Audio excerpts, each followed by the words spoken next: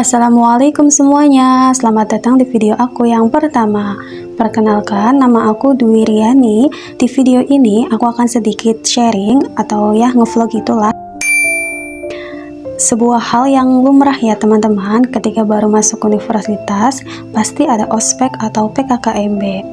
Untuk jangka waktu ospek di setiap kampus itu berbeda ya teman-teman. Untuk di kampus aku itu ada geladi, ospek, univ, fakultas, dan jurusan itu totalnya 7 hari. Jujur menurut aku ospek itu seru tapi capek. Ingat guys, capek. Sebuah hal yang tidak ingin diulang lagi lah intinya.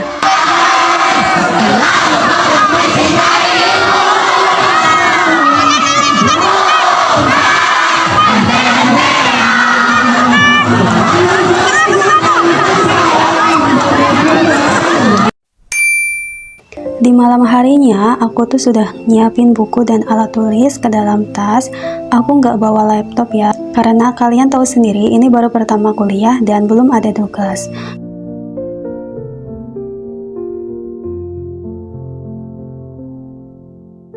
Aku juga sudah siapin baju, jadi besok tinggal mandi dan pakai deh. BTW, warna bajuku ini pink, sesuai dengan warna jurusan. Halo teman-teman, selamat pagi. Saatnya siap-siap ke kampus. Kalian tahu nggak, pulang pergi aku selalu ngelewatin rumah susun dan asrama militer milik TNI Angkatan Darat loh. Buat kalian pembaca web-web aku pasti tahu deh.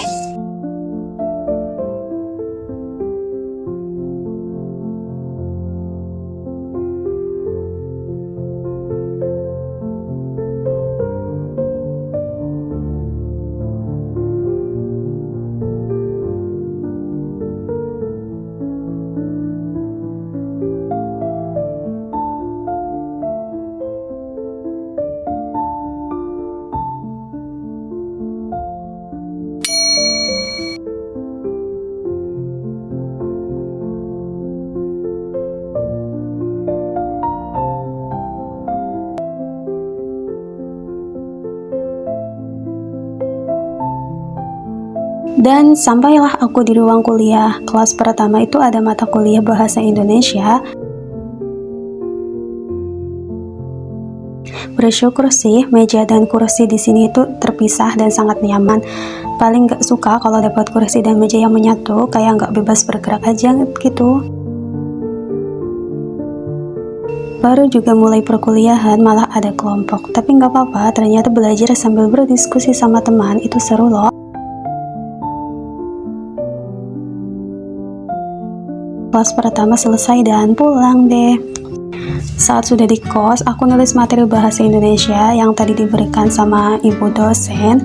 Karena aku tuh suka nulis, jadi nanti pas mau ujian tinggal baca-baca dan belajar dari sumber lain.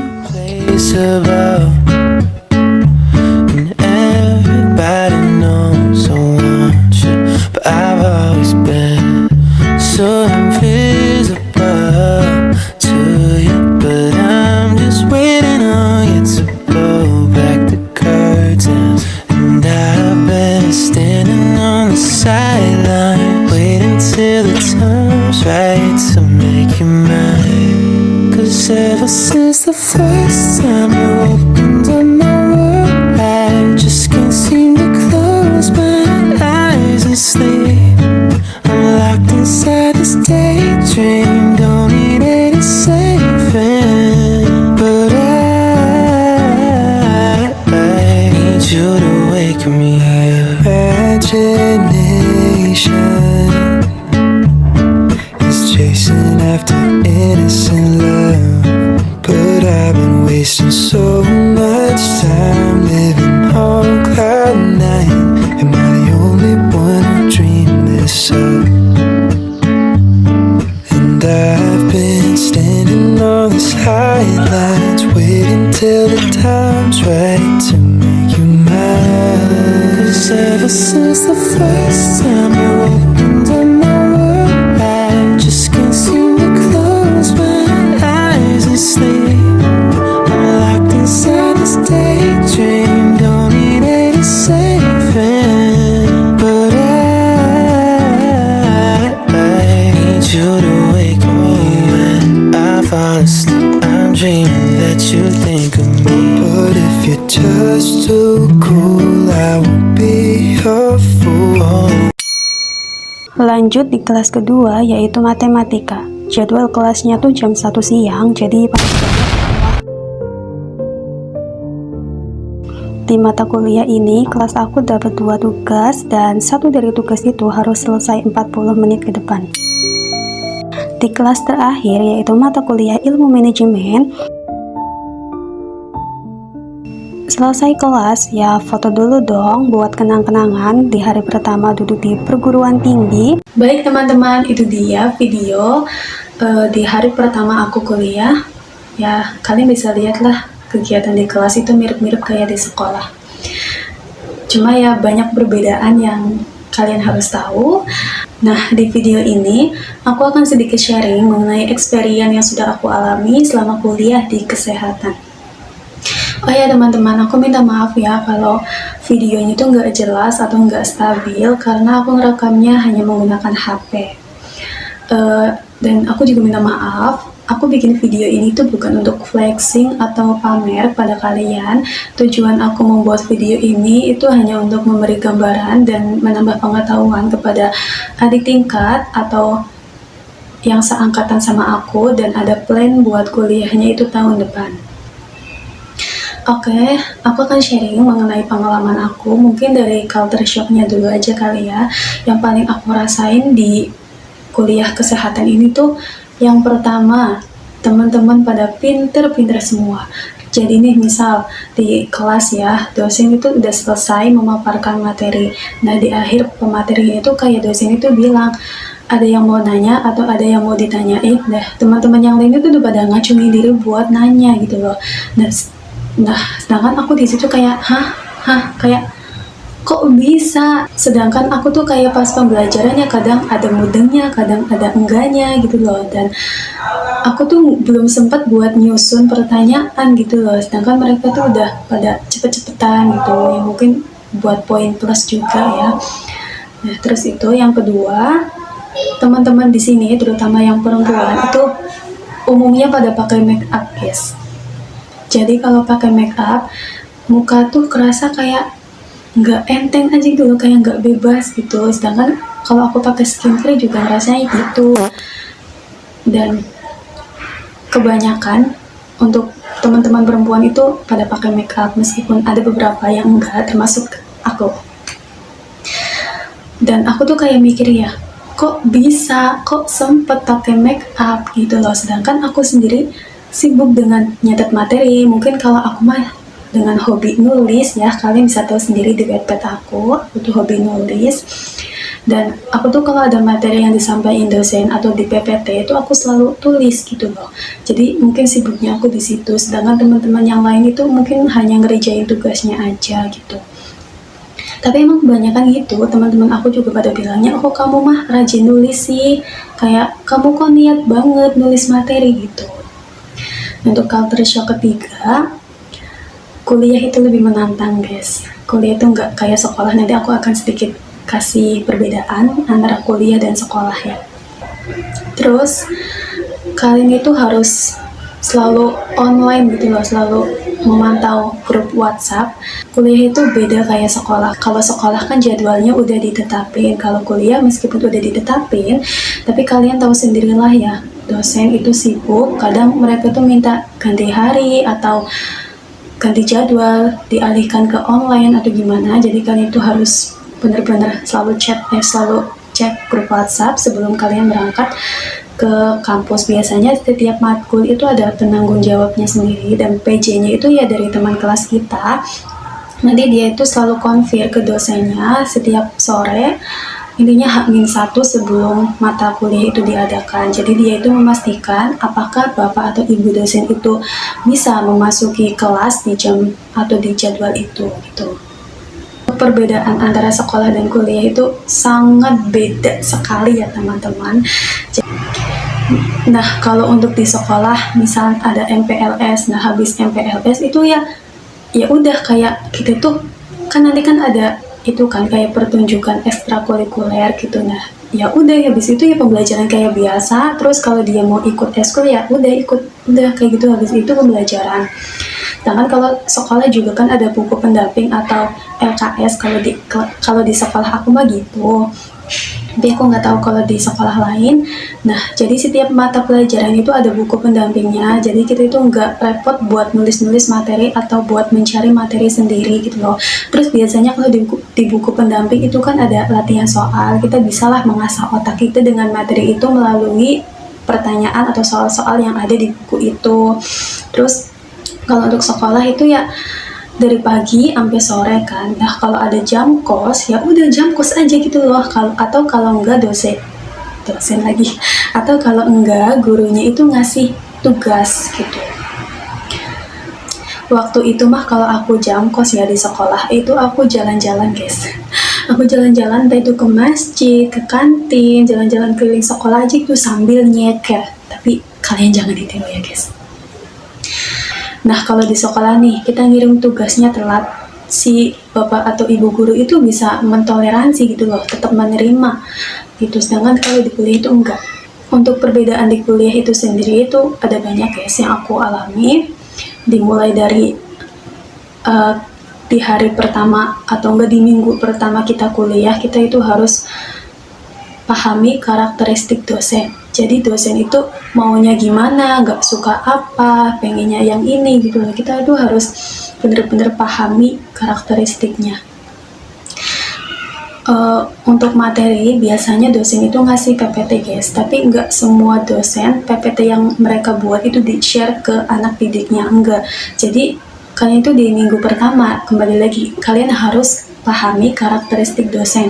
Jadi kalau kalian denger aja nih, kalau misal dosennya bilang nanti PPT ibu atau bapak share ya udah kalian gak usah foto-foto, kalian cukup nulis omongan dosen yang sekiranya pas pembelajaran gitu loh, yang sekiranya nggak ada di PPT, kalian tulis di buku kalian gitu. Nanti setelah materi di share terserah kalian mau ditulis atau enggak, itu kembali lagi ke kalian. Terus kalau kuliah, etika kepada dosen, cutting, dan staf kampus kalian harus perhatikan dengan baik dan benar ya guys.